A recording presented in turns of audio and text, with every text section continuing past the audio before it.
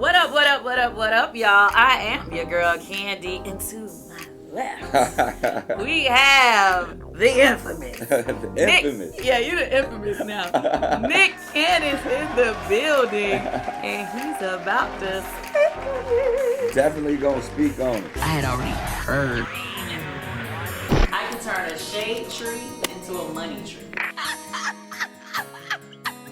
Yeah. I'm glad you decided to, make time for me today. Come on, we fan. That's how we get down. So Yes, we do. whatever you need. So I wanted to, obviously we're gonna have to ask about a lot of different things. Really? I Do we have to? Well, I want to. I just didn't want to, but I want to ask about some other things that I don't normally hear everybody ask you about. Okay, cool. Okay, so I was just kind of like reading up a couple things, and I saw that you were mainly raised by your granddad.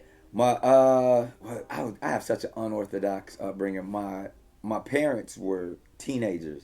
Okay. I went to my dad's high school graduation. Really? Yeah. So my grandparents helped out quite a bit. They was, matriarchs and patriarchs Right. to all of us. My mama and my daddy.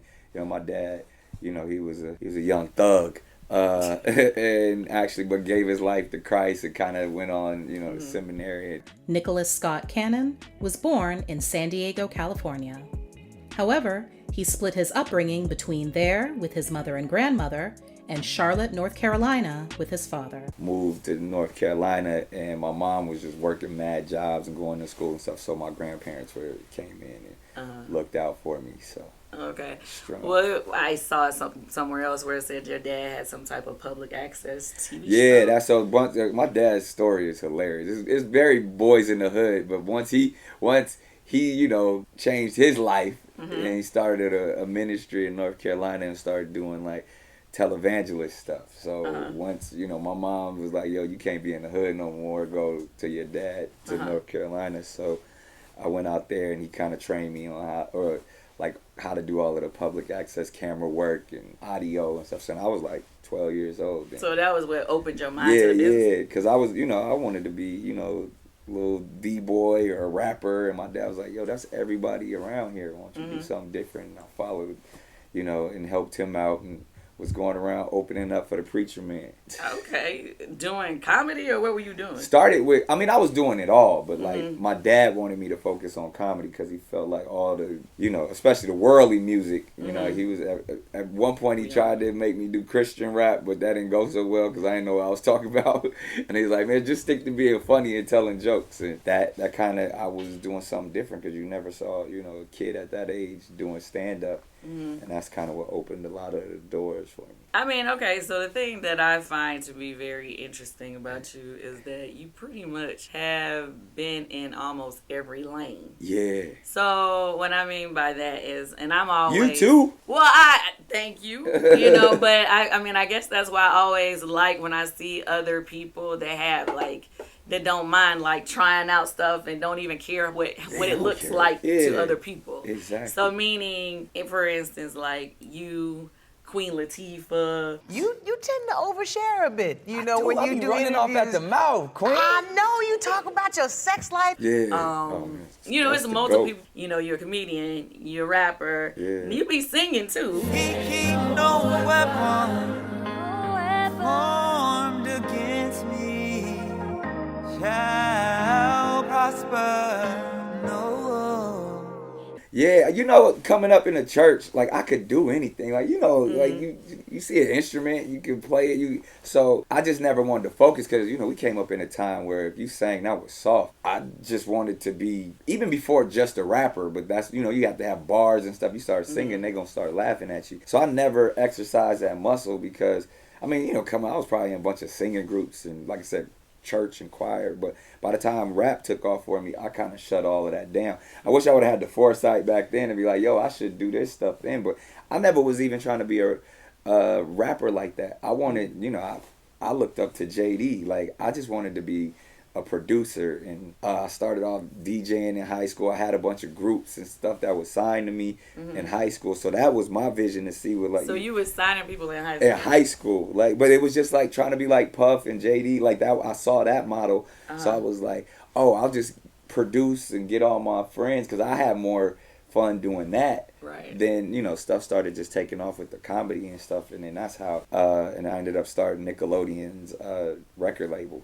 And then from there, I was still doing what I love because I got to sign acts and do music for soundtracks and stuff like that. It just gradually, people just wanted me to be the artist. And I was like, all right, whatever. Right. So that's how I actually started putting out records. But that, even if you look at it, it wasn't like really my passion because I had so much other stuff going on. But it was more. Well, I wouldn't say it wasn't my passion. It was more. It wasn't what was paying the bills. I was just doing it because the infrastructure wanted me to do it. But I just wanted to make music. I didn't necessarily like. So I came up during the times with like Kanye and Pharrell, and like I was envious of how they just got to be producers who then became artists, where mine was kind of the other way. My goal, I was placing tracks and writing songs, but everybody was like, "Oh, you the kid from Nickelodeon," so I was like, "All right, I'll be that." Okay, so you said a couple of things that I want to touch on. One being, you said you didn't want to do music and stuff because you thought it made you look so soft. Yeah, singing, definitely. That was one thing. Yeah. And then the other thing about the business side. So I want to touch on all those things. Since you said the kid from Nickelodeon, you said about being soft. You have caught a lot of flack in the past for people saying, "Oh, he's corny, he's this, he's that." I see, like, other than like how all them other cats be getting mad, I've embraced corny. Like when you been shot at and arrested, and when you come from real shit, that was like everybody was like, "Man, get in there and square up." You know what I mean? And I took that advice from the OGs. Like, you know how many dudes is on the block right now, or cats locked up that wish they could be corny. I learned that lesson early on, but I ain't got nothing to prove to nobody. Right. You know what I mean? And there was a time, like probably, where it did frustrate me. Like, as I've been in this for a very long time. I'm a grown ass middle aged man. So right. But probably like late teens, early 20s. Is that when you were doing the diss tracks? Yeah, well, no, I was in emotions about my wife. That was that's different. right. I forgot. My bad. My time. I wanted to beat his ass. My baby mama killed you off a decade ago, and you still crying about it, bitch. You know who really the hoe. But early on, like, that word never really offended me because, I mean, anybody that's on the block know we trying to get the corny. Like, we trying to square up as quick as we can and turn some of whatever we was doing into legitimacy. So that never like, I embrace it. I like it. To me, corny is just misunderstood charisma. Right. If you notice, I like that misunderstood charisma. Women don't have a problem with it until you know what I mean. Clearly, like so but guys, we ain't corny. Yeah, that corny nigga about to steal your girl. Like it's like that is true because right now, I guess that same thing that you had to deal with in the past is what's happening to Michael B. Jordan right now. I mean, when I holler at him, because he's just such a solid dude that's dudes hating on him. They don't have any other word. Right. You know what I mean? Or the girls that he don't want. You know like, not the ones he don't want. He can have any woman he wants. And then the ones he don't want, he corny. Yeah, all right. And it's a phase. You know what I mean? Like, that word never bothered me. I've embraced it. I've had mixtapes called General Cornball, Wallace, Captain Corny. Like, I like it. Like, even 50 calls me legendary corny. Now, look.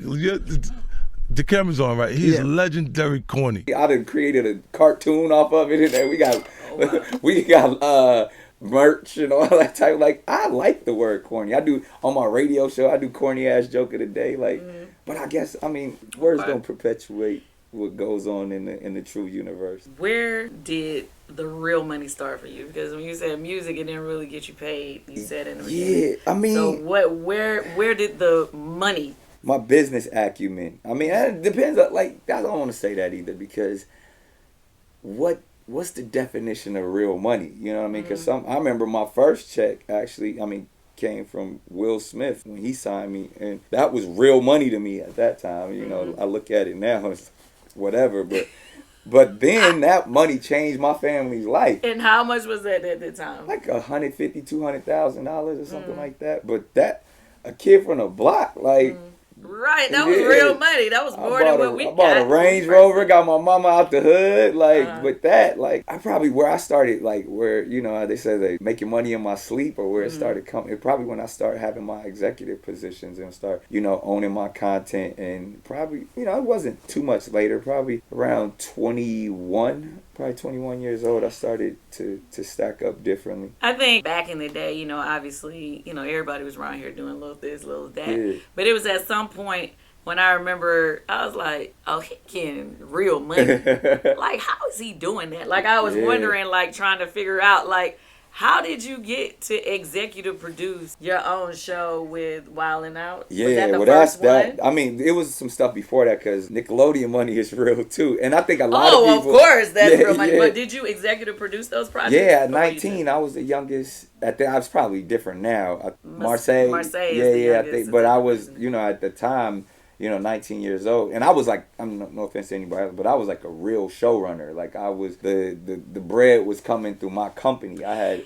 And so that's okay. Different. Can we explain that to people? Yeah. Because I always, you know, people's like, okay, say for instance, for me, you know, it's like it's so many different projects that I've been able to be executive producer or that I come up with or whatever. But a lot of networks do not want to allow you to be the physical production company. The third party producers. They want to. They'll give you the title. They'll give you the title, but vanity. It's a difference in having physical production. So for those of you who don't understand, they give the millions to you, and they're comfortable with you and your company dispersing but there's a lot that goes into that, because you got to have the proper insurances. You got to have, you know, you connected with the unions and stuff. So to establish a third party production, it's really just, I mean, because it's all a banking system at the end of the day. So they have to have faith in you and your company that you really know what you're doing. Not only are you going to deliver the product, but you're going to deliver it, you know, on budget, and all your paperwork is going to be right for. And how did you convince them of that at 19 years old? Oh, it took a long time. I mean, well, that's the thing, the beauty, I mean, and shouts out to, you know, all the people at Nickelodeon who have faith in me.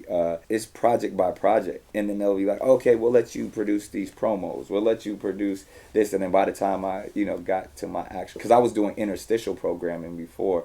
And that's kind of even when I learned it with back in the day, we had these things called Snick House. It was kind of, it was weird, but it was like how it was the in-between programming.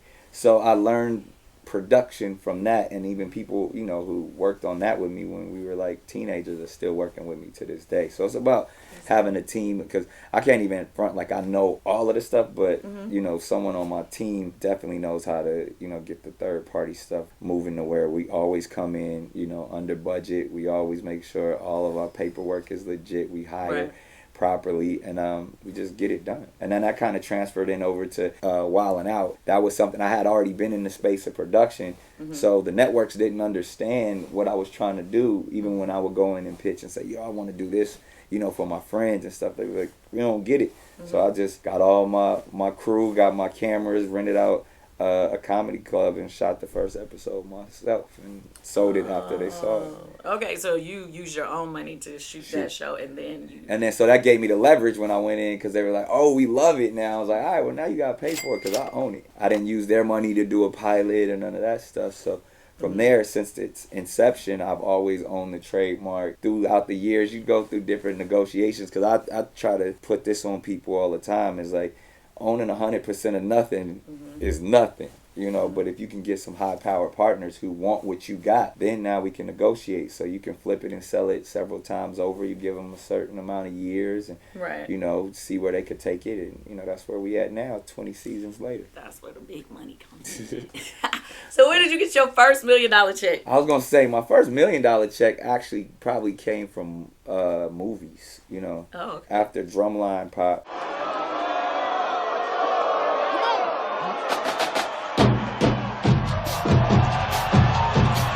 Then, you know, it was just a bunch of, that's when you do deals with studios and stuff like that. And, you know, I would probably say it was a little bit more than $1 million, but it kind of came at once with Love Don't Cost a Thing, which was my second starring feature, which I did that for the money. Oh, see, these is Sean John, so I gotta get my swang on. Probably would make different decisions now, because as a true artist and someone who cares about the craft of acting, I passed on a bunch of projects that didn't have that bag, but that was a big bag, and I was like, ooh, now I could buy my mama a house now. Like Right. before, I just got her, off the Section 8 money, like, but now it's like, now I can use this money. And that was, I had already went broke a couple of times by then, so I was like, oh, this is a real bag. So I did love Don't Cost a Thing for the money. What has happened to your priorities? Oh, nah, see, it was all about what was under the hood. Now I'm trying to be on top of the hood.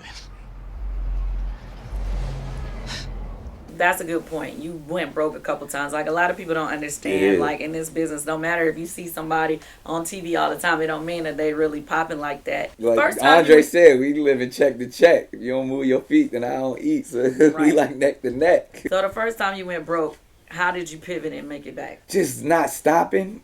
That was just figuring. That was the thing. Like, I got the hustle in me. Like, I just see hurdles as something to jump over. Like, so soon as my back was against the wall, I went back to being creative and trying to figure it out.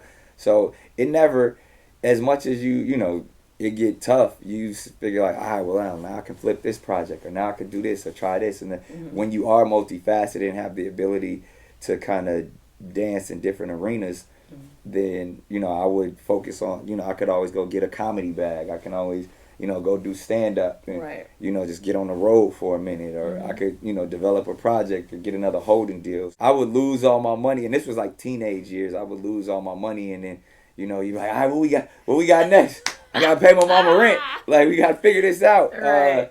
I just had so many different hustles. There was always a check coming in, even when I, because that was the thing, like, even being signed to Will Smith, his company, and Overbrook was new at the time. We had a 6-episode commitment at the WB, and my show was, had the same showrunner as the Jamie Foxx show. It was supposed to come on right after Jamie Foxx. I thought I made it. Right. I was on, and they didn't pick up the show. So I had put all my eggs in that basket. So from there, once I went broke and had to return the Range Rover and move back in with my mom and all that, I then start writing my own show for Nickelodeon, and that's how, at 19, I was the youngest executive producer over there, and I had saw the game because, I had lost my hat with the joint with Will. So stuff like that, like just learning those lessons at like 19. So even by the time I was 21 and I'm getting real situations coming at me, I just knew how to stack. I knew how to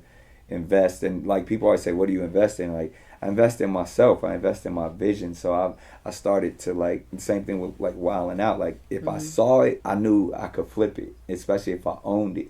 So it starts in here, and then you put your work ethic and your own money behind it. Yeah, I and mean, turn I it agree into with something. you. I mean, that's the same thing we be doing over here. We'll just be like, all right, we just gonna do it Do it ourselves. ourselves. And then if anything, that shows the ingenuity, and it shows the people that you do have to present it to, like, oh, they serious. Oh, sure. And it gives you the leverage when you walk into that room, because it's not about, everybody can go and get the meeting, like, oh, I got this idea, and people on the other side of the table is low-key laughing at you. You don't even know how this process works, but we Right. appreciate, the star power that you possess, but Right. that's why we want to put you with somebody who actually can show you how to Right. do. But when you walk into the room, like, nah, this is what I do. And it's like, I mean, from the examples of Tyler Perry, Byron Allen, to a lot of the music moguls that we.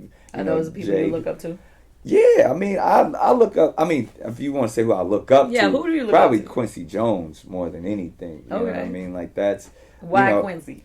just because he was the true blueprint of how to, like, get it in multiple areas and how you want it, and really putting people on. Just to see somebody start as a musician and then go into composing and producing, and at that time, a lot of us didn't even really know what Quincy did. He is the maestro behind it all, and I mean, Right.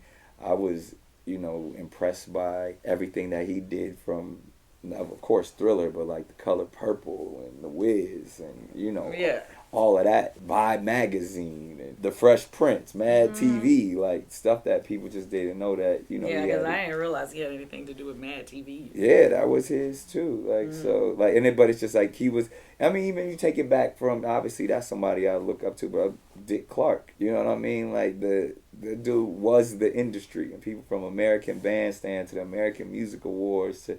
And he was just New Year's celebration. You just thought he was the dude, you know, hosting. So yeah. I've learned from those types, you know, from Bob Hope to Sidney Poitier, people that I actually got to spend time with, like Dick Gregory and Harry Belafonte. Q is definitely Quincy too. Those have been like three of my mentors. I always listen to the real OGs, and they, you know, them dudes was out there dodging bullets and civil rights and people and really being the only black. It wasn't, you know, like they blazed so many trails for us, and the fact that I could still get their stories and their wisdom while they still here. And, you know, Dick Gregory passed away, but I spent years with him just under his tutelage and just listening. So I listen a lot. I talk a lot, but I listen a lot, especially to the OGs, and they kind of told me that a lot of the stuff that we care about is like, man, come on, that ain't nothing like compared to how we got it, because they was getting money, but they were also like changing the world and like in a real way, like not just talking about it. They were like kicking down doors. Hopefully, you know, my company and what we're building can have that same impact. Okay, I got another business question to ask before I go off and until we get real messy. I'm not gonna be messy, but I want to know: have you ever felt like somebody got over on you in business? All the time, but you know what I've realized through therapy and being aligned, you didn't get over on me. You took my sweetness for weakness. But I offered that up to the universe. That was my tithe and offering. Like, you can have that, you know, because I usually don't get angry, but when you insult my intelligence, that just lets me know I can't rock with you. So whatever that cost me, it was worth it. Okay. That was your exit strategy. That was your exit payment. Like I let you have that, but. That's the thing to me, to where even when I sign artists or work with different people when I'm developing, like if I'm like, look, if you know more than me, I'll give you your whole budget and let you go blow it, but don't come back acting like we squad now. Like I tried to show you how to do it, but you knew more than me. So I said, all right, show. And there's a few people that be like, oh, okay, that's a new game right there. I didn't know you could do. Like I'm always forever a student. So if you can show me something that I don't know, I'll invest in it. Don't come back after I've tried to, you know, give you a bag or look out for you, and you want to manipulate me over nickels instead of us coming together to get dollars. Okay, so speaking of, you have put multiple people on. So who are some of the people that, you know, we wouldn't know? I know in music. Yeah, see, this is the thing, because I never, like, it's funny. I never want to say I put them on. Okay, I don't want to say that. Because you did this the same thing with you, but it's like I created platforms to allow people to shine. So when you think about, Wild 'N Out, I mean, everybody who's come through there, you know. Yes. So that list goes on. But early on, there was a young girl who was super talented that we came across. It was like maybe not even 10 years old yet, and she could play like 7 instruments. And I was so impressed by it. Like, saw her playing in the bass, and her pops actually grew up in my neighborhood in California. I was just so impressed with this little girl, but we didn't know what to do with her, so we put her on a couple little Nickelodeon shows. And it turned out, you know, years later, she was her.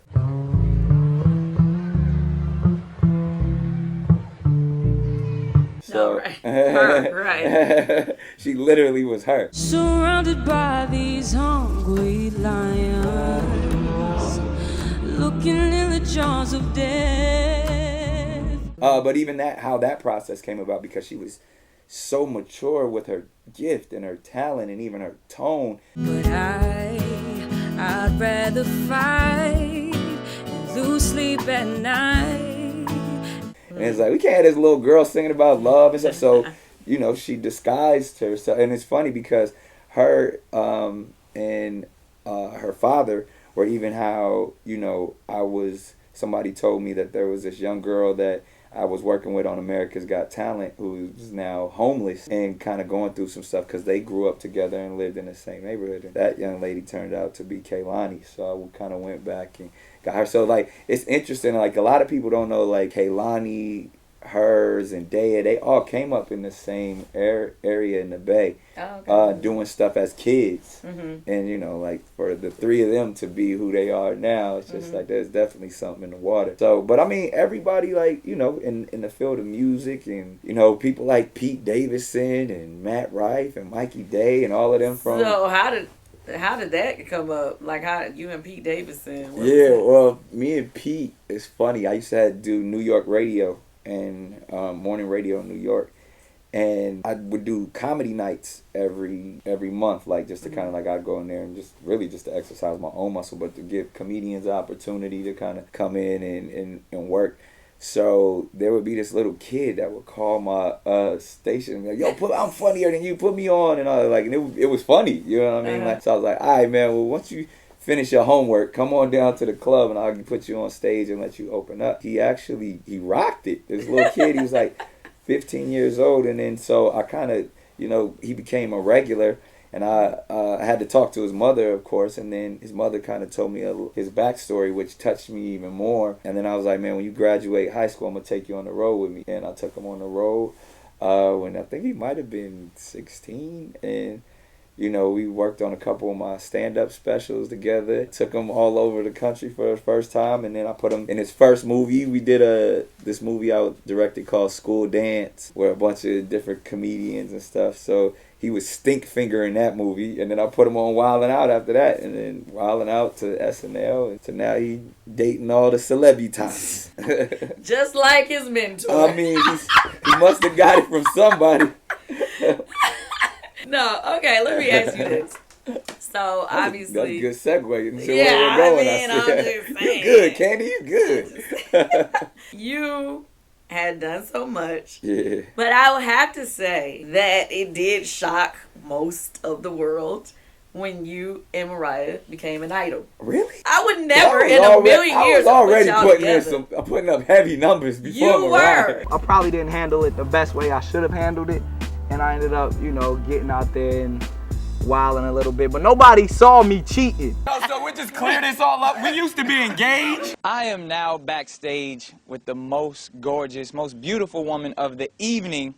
She just happens to be my wife. That one just took everybody by storm.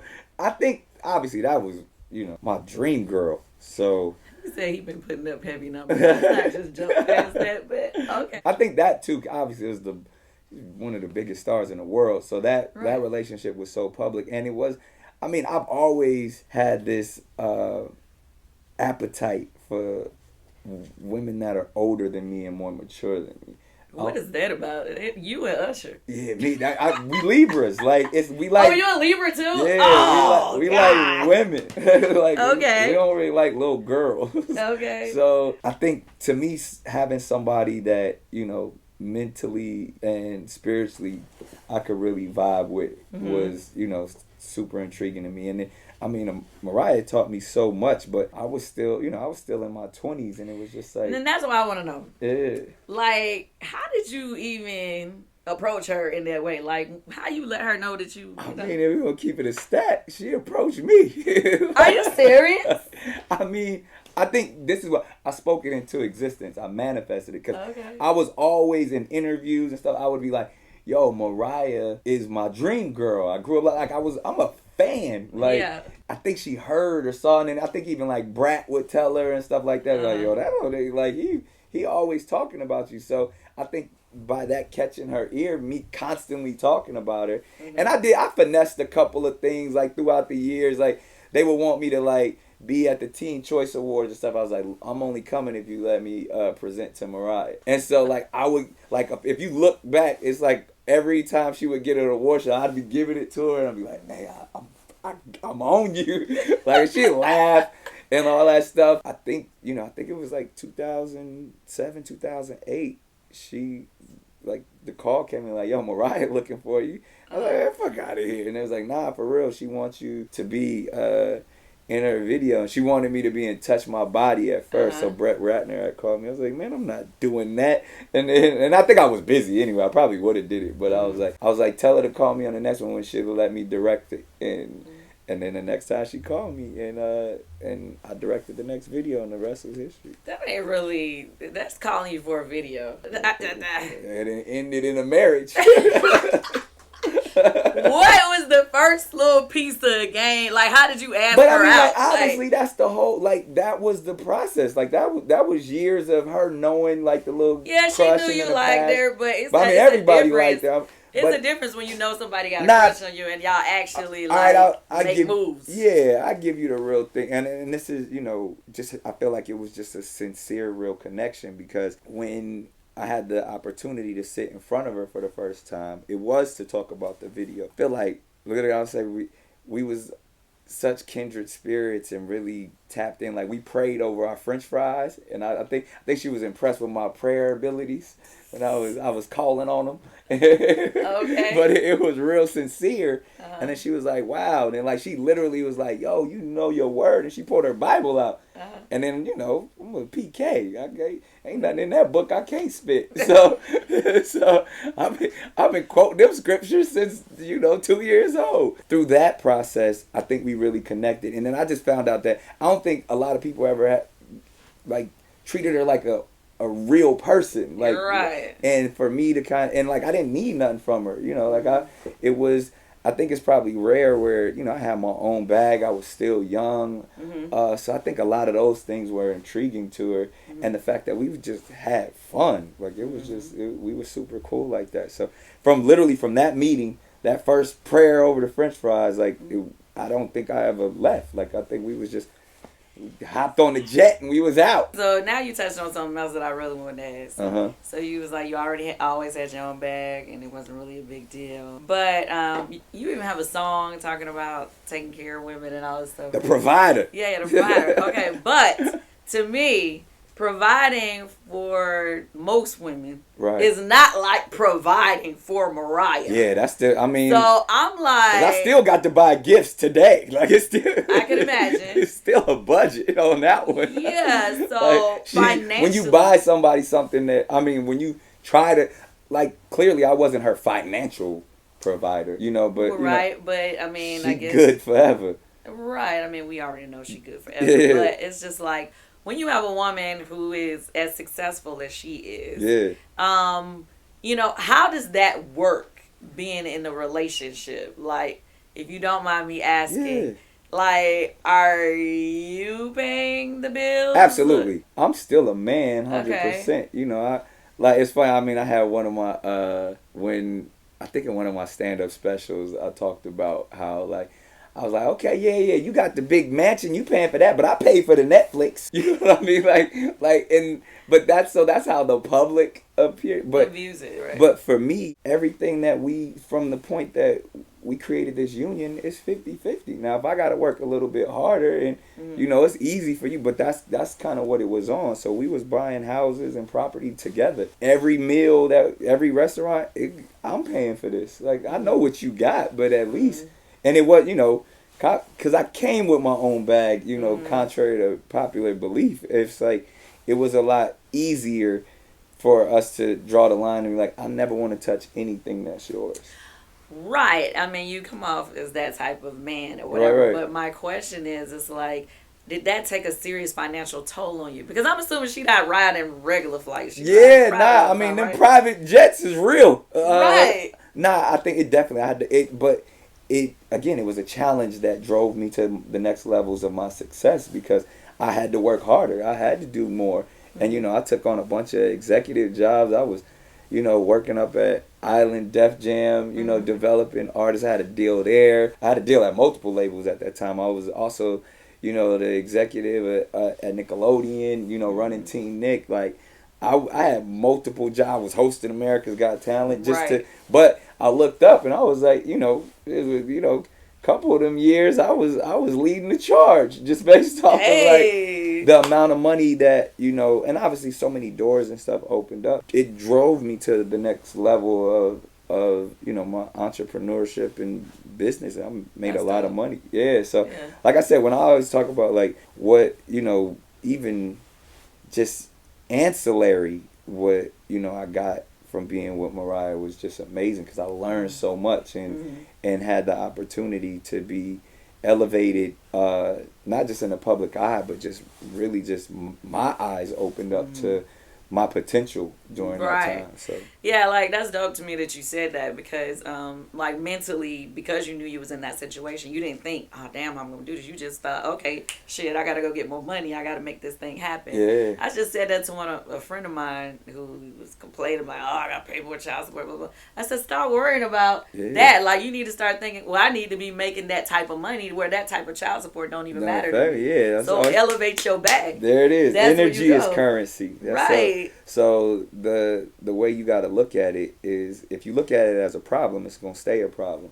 Right. If you focus on the solutions, that problem goes away. So it's, to me, I just got excited, and even in my scenarios today, it's like I seek out challenges. I like being the underdog. I like people not believing in me because I'm so used to it that I'm comfortable in that space because I know I can relate. Yeah, I know I'm gonna overcome all obstacles. So, that was just another scenario to where like, okay, I gotta elevate. So we're gonna move on over. You had mentioned the whole America's Got Talent situation. Yeah. So this is what I found to be interesting in reading some of the things, and obviously we've seen it in the past. But I feel like you are the one person that has like had some serious situations in the public eye, whether it be cancellation. Yeah, canceled, and but you don't.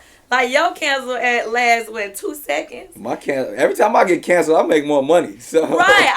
I mean, no offense. But I was trying to understand that. Like, I guess you said something crazy about the show or the network or something. Yeah, one of my stand-up specials, I think I said NBC stood for nigga be careful. Yeah, like, how did you fix that with the network and they still want you there? I mean, I stood firm. I left America's Got Talent because I did something, I'm, in jest telling a joke on a stand-up special on a completely different network. And the fact that once we had a few closed-door meetings, I was like, you don't control me like that. I was like, literally, nigga, be careful. That was a real statement.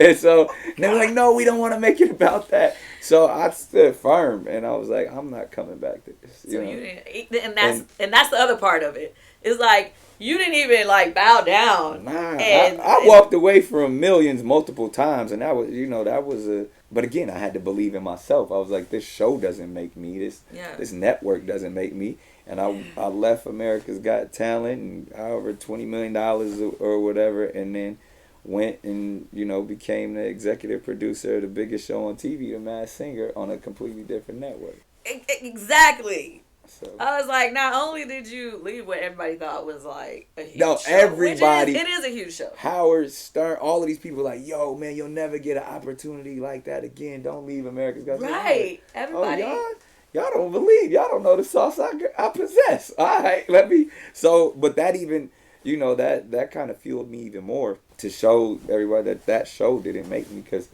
it didn't.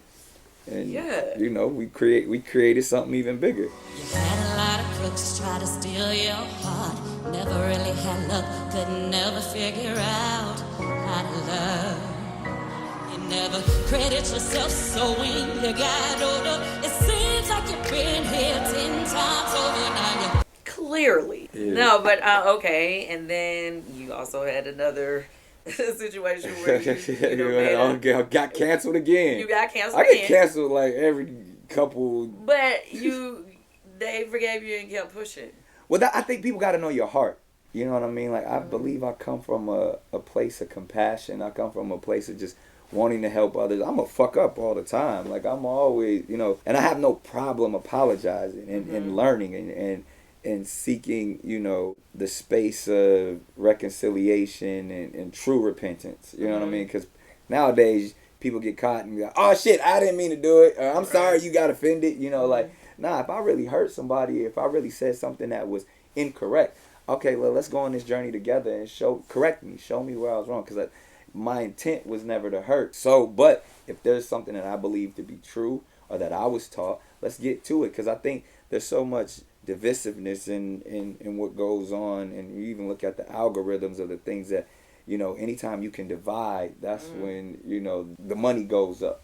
So I rather, instead of be, oh, I'm right, or I'm spitting the truth, and like the lesson I've learned is like, yo, we can still have these same discussions, but if it comes from the proper disposition, then we can actually get in here and fix some things. So everything that's happened to me, like I joke and say, oh, every time I get canceled, I'll make more money. It's like, every time I get canceled, I learn, you know, every time, and I'm not afraid. I enter everything, you know, as fearless and knowing that my heart is in the right place. And so when you get through the weeds and get through the haters and the rumors and all that, you be like, nah, you just trying to help people.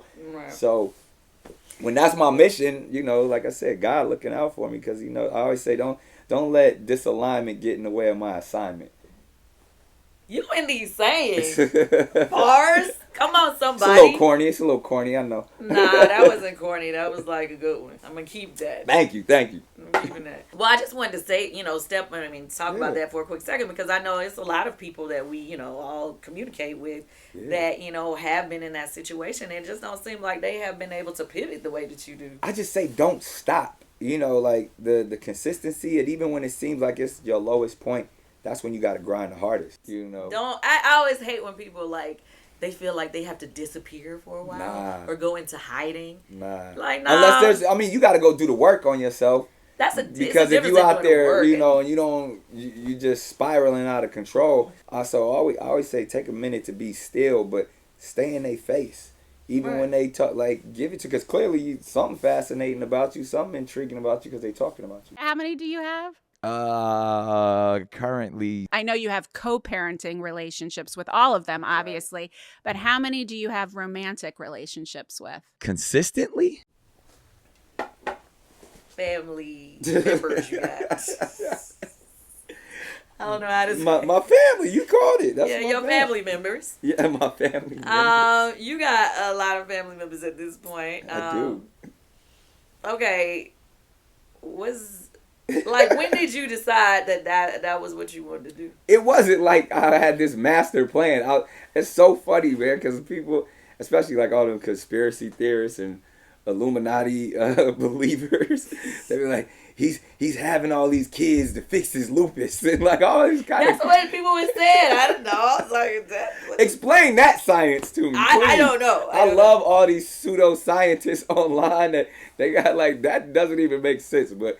Whatever, believe what you want to believe. But it wasn't. I didn't plan on having a bunch of kids. You know, I think if you look at my journey, though, I think if I was, you know, because I do a lot of therapy, so I've talked to quite a few therapists who feel like obviously coming out of my divorce, I was hurt. Can I borrow this? I never should touch the microphone that Mariah Carey touched. But okay, I felt like I failed.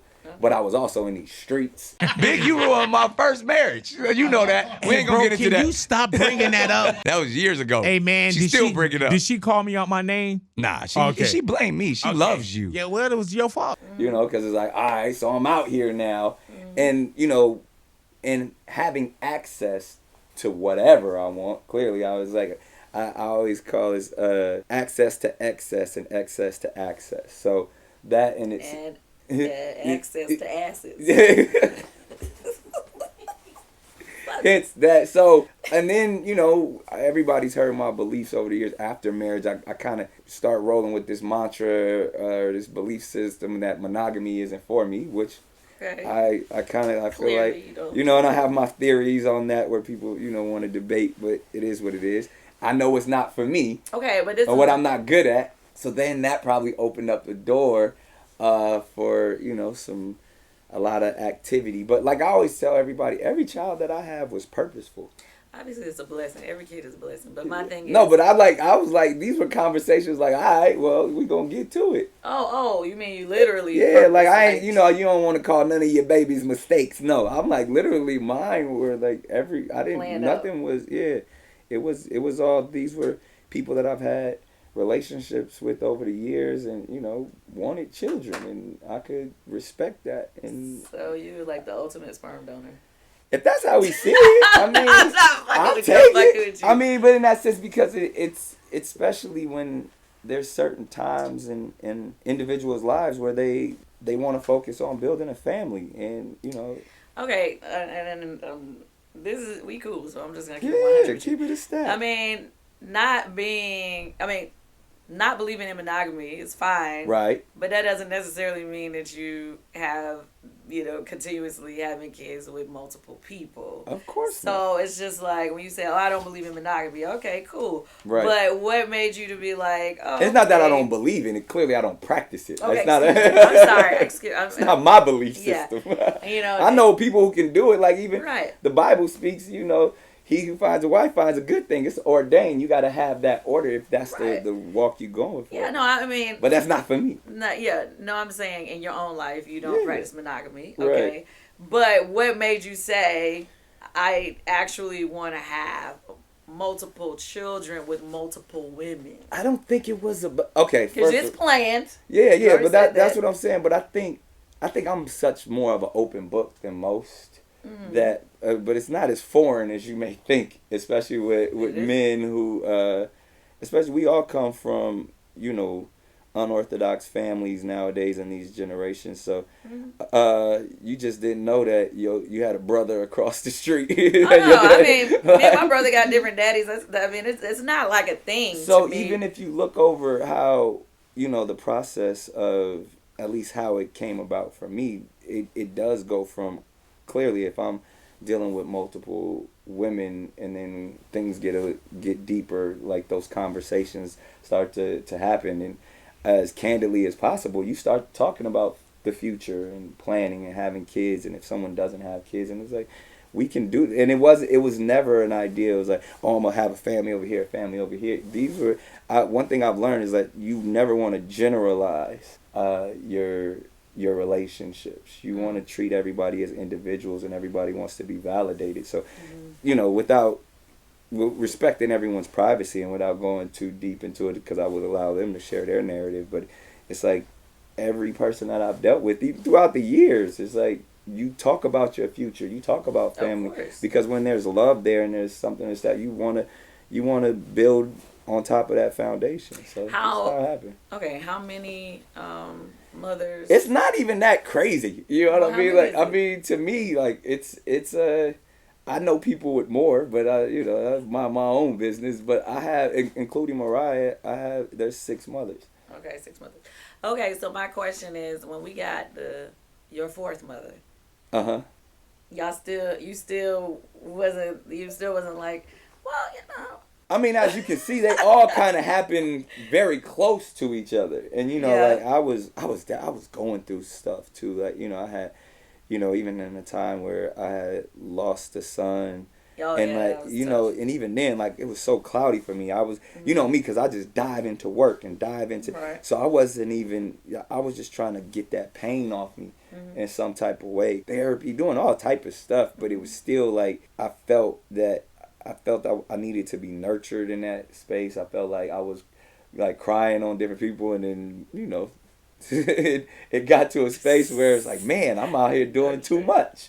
And then so the results of it, because these people, it all starts from a place of love and care, and then you look up like, dang, all right, well, we're gonna walk in this, we're gonna own this, and we're gonna take care of our responsibility. At one point you said that you were going to go be abstinent. I tried. That was with that therapist. I'm not with that therapist no more.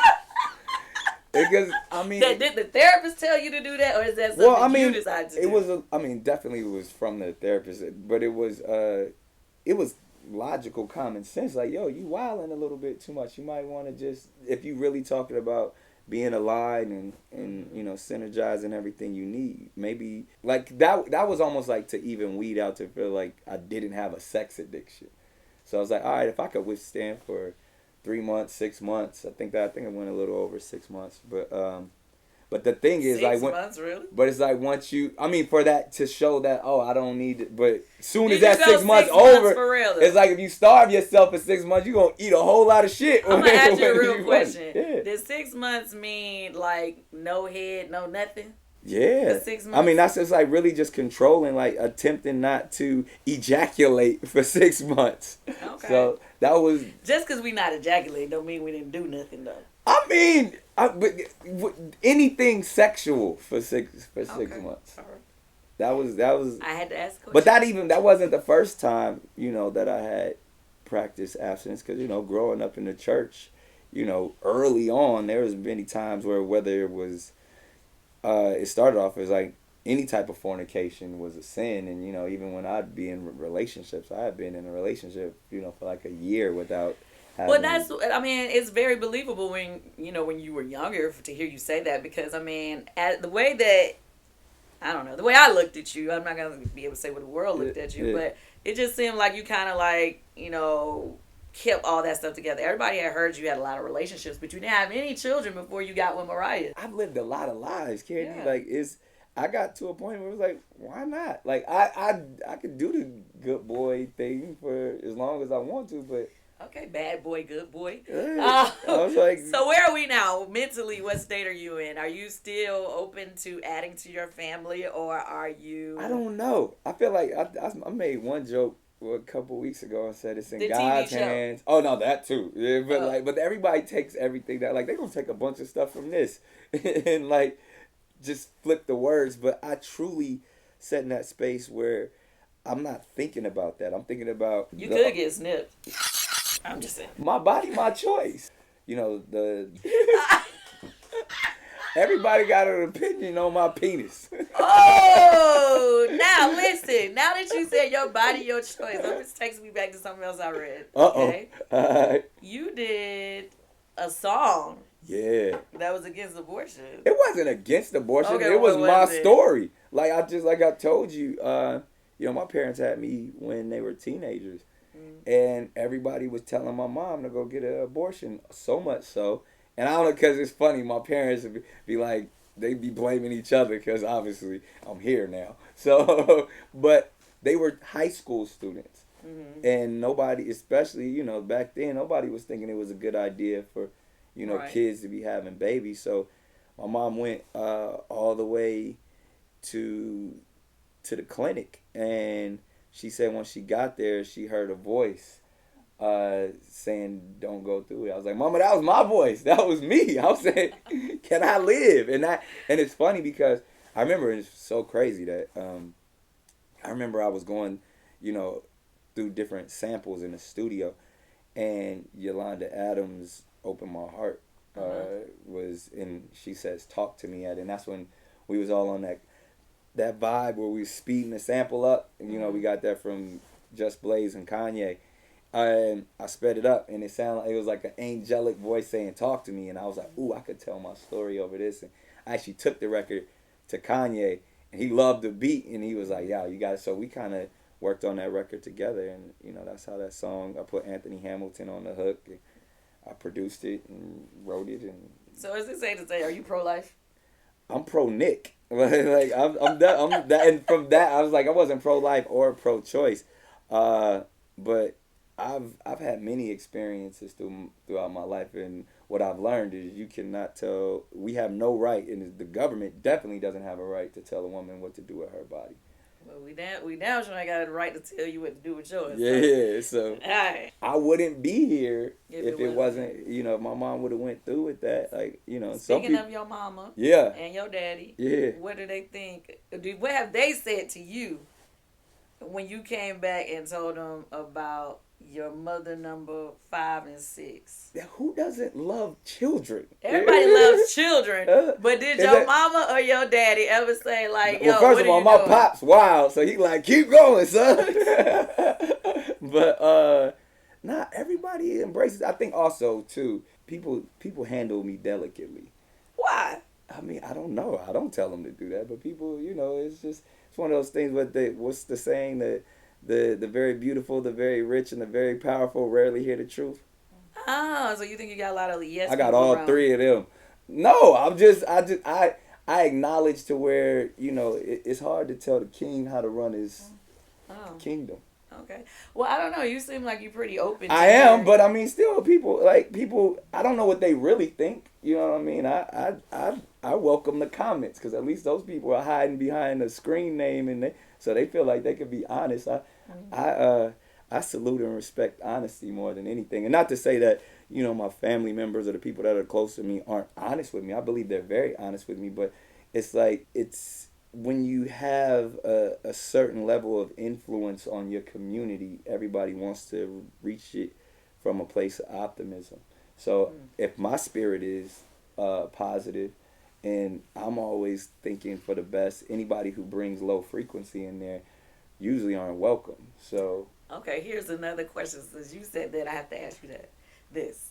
Are any of the mothers of your children honest with you on how they feel? I don't know. I mean, again, like, I allow them to share their narrative because when I say that, I mean, have any of them expressed, like, why you have to go out more of course children with this person? Like, why we can just do this together? I think it's a lot of things, because emotions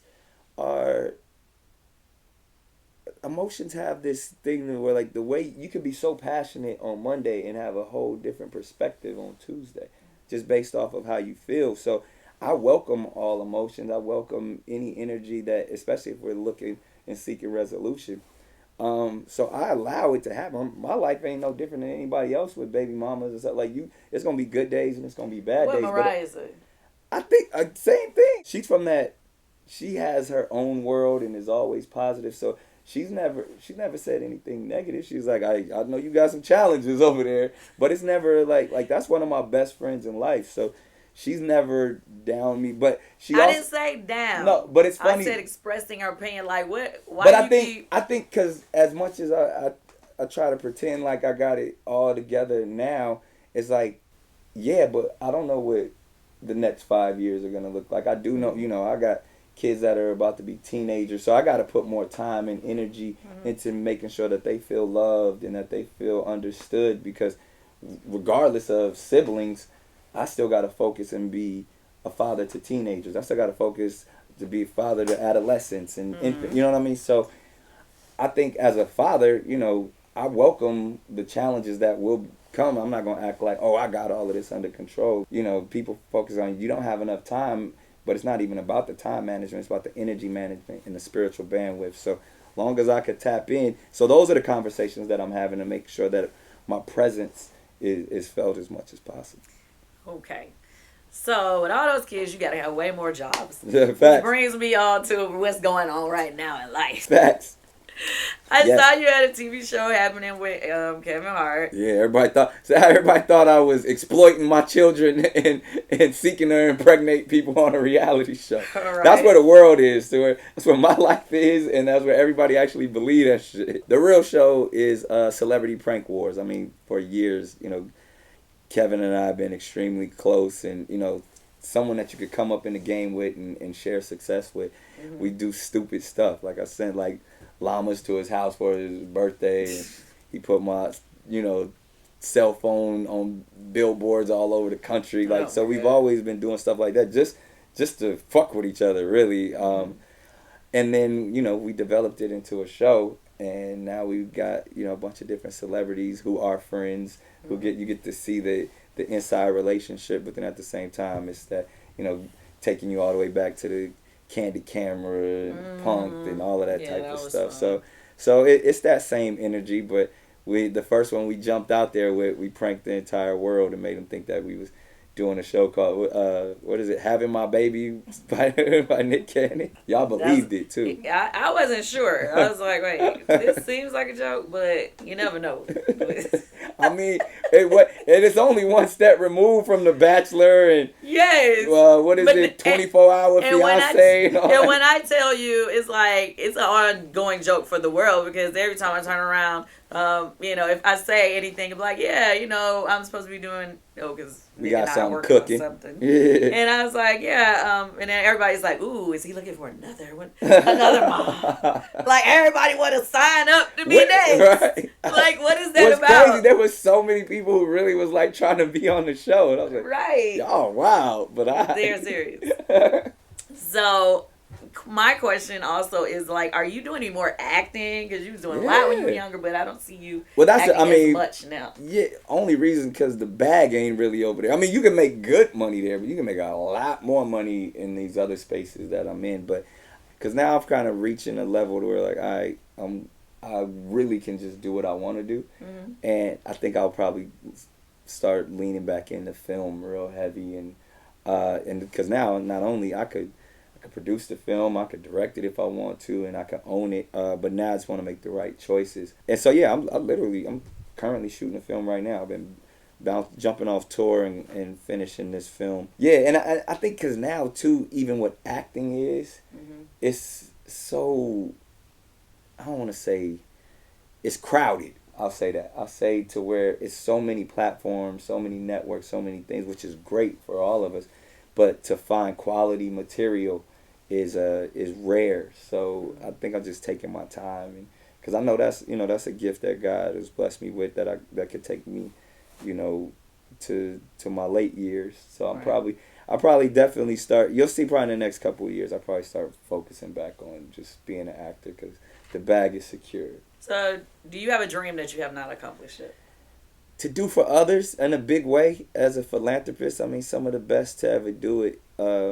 Like I said, when I learned from the Harry Belafontes and the Quincy Jones of the world, they shifted culture. They had an impact on the world, and I want to be a part of that. I've accomplished everything I could ever imagine, and so now the next step is like, how can I put other people on? Because where do you go? I want to build children's hospitals. I want to fix the public school system. I want to, shut down all these prisons and figure out where real repentance and reform occurs when someone, makes a mistake or someone has a mental illness. Like, those are the things that if I got the tentacles to kind of be influential in that space, then that's what I want to do. All right. I mean, is that it? Did I survive? I mean, we'll see. You survived. I mean, okay, I'm gonna ask you another question. Go for it.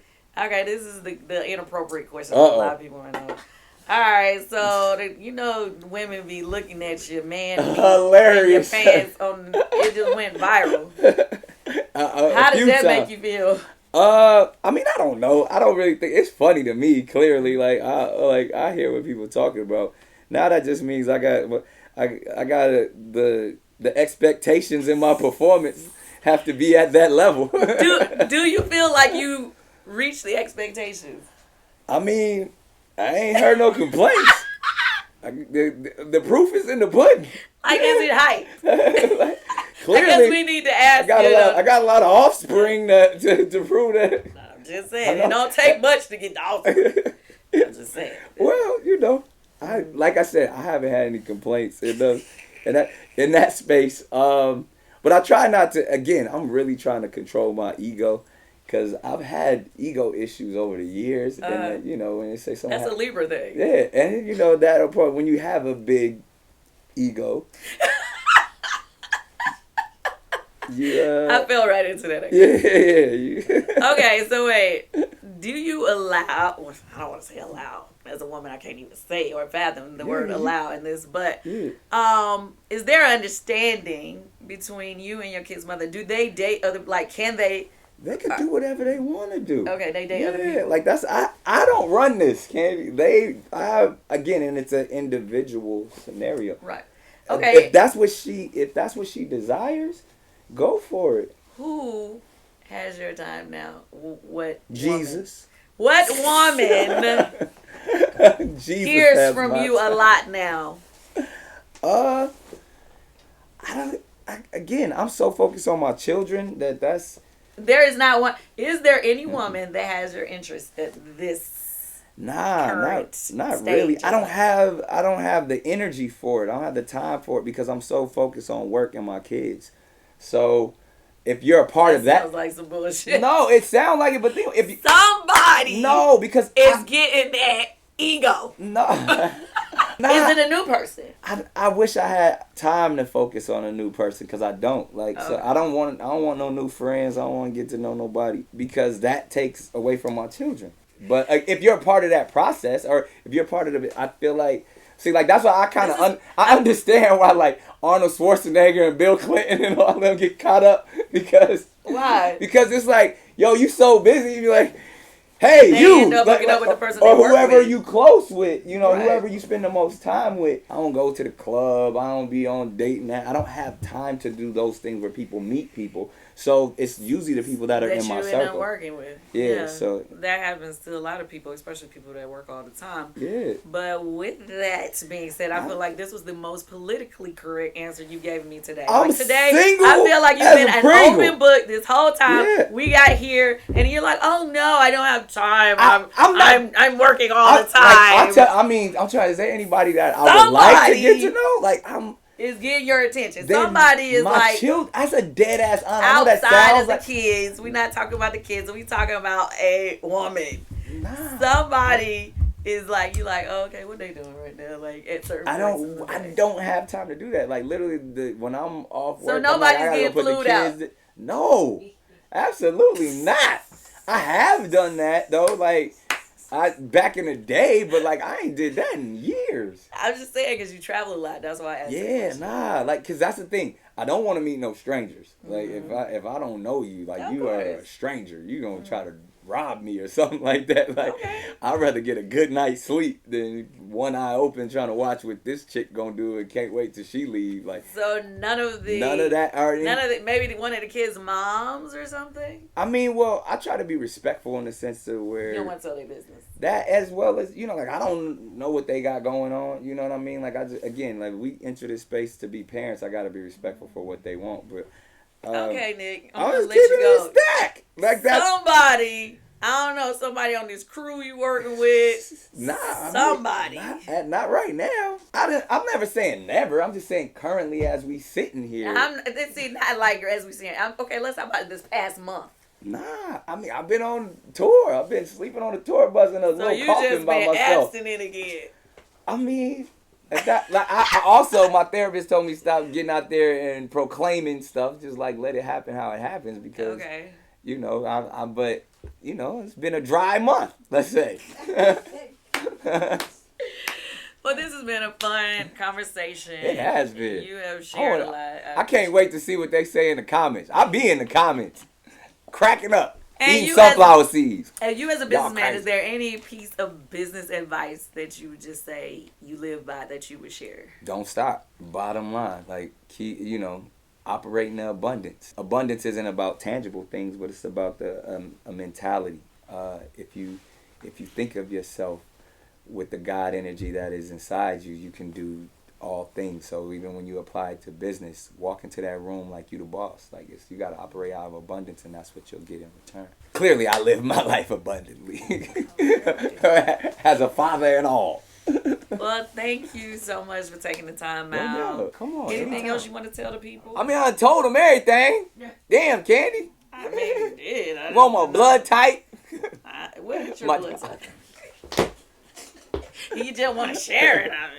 I gotta keep some things close. I mean, I'll be honest, I don't know. I think I'm the one that I can share with everybody. I'm that one. Positive. Yeah, I'm positive. Nigga, positive can share with most people too. Nigga is a universal donor.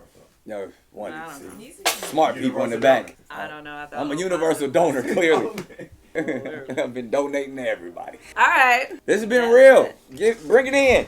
That's love. Most people say, you gotta say, speak on it. Come on now. I'm hoarse today too. Yeah, speak on it. Hey, that's all I needed. Thank you for watching what he said. Well, speak on it. Can you talk about this project? Are we? Yeah. So at first, I didn't know if we were really gonna be able to talk about this because it's something that we kind of cooking up. We're cooking up something new in the music space. Yeah. Right now, Nick, you have a tour of new talent that you're putting together. It's like a TV show. What is it? Well, it's interesting because the same way where you were talking about different. I've been doing this for years, but like helping put artists on and creating platforms. So this is a time where it's like I wanted to step out to the forefront and show people what I've been doing. Like I've been an executive at record labels and kind of been signing artists, for decades, but I never really exercised that muscle to the public. So I created a tour called Future Superstar with Live Nation, BT, VH1, and Vibe, and taking it's almost kind of like when they, I would say it's a little bit of 106 in Park, it's a little bit the Scream tour mixed in with like the XXL freshman cover, where all these artists who are on the verge, we giving them that old Motown review experience where you put them on a bus and send them across the country, community to community, hood to hood, and showing them the process of connecting with their fans. But at the same time, I'm also, my journey is like, who's going to be on next Superstar on the next run. And so while those artists are emerging and sharing their stories, I'm looking for the next Future Superstar to keep it going. So it really shows you, it's an inside look of the music industry and people like yourself and getting, as I call it, superstar tips and superstar secrets to say how this process actually works. Especially, it's a dying age of artist development. We don't really get a lot of that to the stuff that we experienced in the promo runs and the media training and all of that stuff that, now the kid get a song on TikTok, make $1 million, and then they go away. Kandi and I have, through this process, we've discovered I would say some superstars that I would say so too. Yeah, that really gonna step in. It's what the game has been missing, and obviously I'm next to the queen, who not only has written and been a part of some of the biggest songs of our culture, but then just your business acumen gets an opportunity to shine as someone that putting this group together that I think they're gonna be the next big superstar. I definitely feel like that. Well, basically, Nick and I, we've known each other for a minute. He was like, hey, we need to connect on something creatively. And he told me about this show. And I was like, yo, let's do this girl group. It was 3 solo artists that a songwriter, artist developer that I was working with. And I was like, let's make them a group, because there are no girl groups in the U.S. anymore. That's what I'm saying. It's crazy. None. But I come from an era where the girl groups were doing their thing. And I was like, who better than Kandi? I mean, from Escape to, the songs that have been written for, everybody from Destiny's Child to TLC. Like, so I was like, yo, because I remember that time when your pen game was going crazy, it was like, yo, everything you was spitting, women was like, I feel that. That's exactly how I'm. And we gonna do it again. Yeah, so I was like, let's do that again. Let's run it back. Hopefully, y'all gonna catch wave of what we got coming, and I feel like they gonna be, and they talented. That's the thing that's dope. Like, they all can be leads if they wanted to. So I think we got something special, and it's in your hands. I'm bowing down to you. I'm following your. It's gonna be fine. I feel like with the 2 of us, putting our sauce with their sauce, it has no other way. We about to cook up and serve it to y'all. You're right. So just stay tuned. Stay tuned. Stay tuned.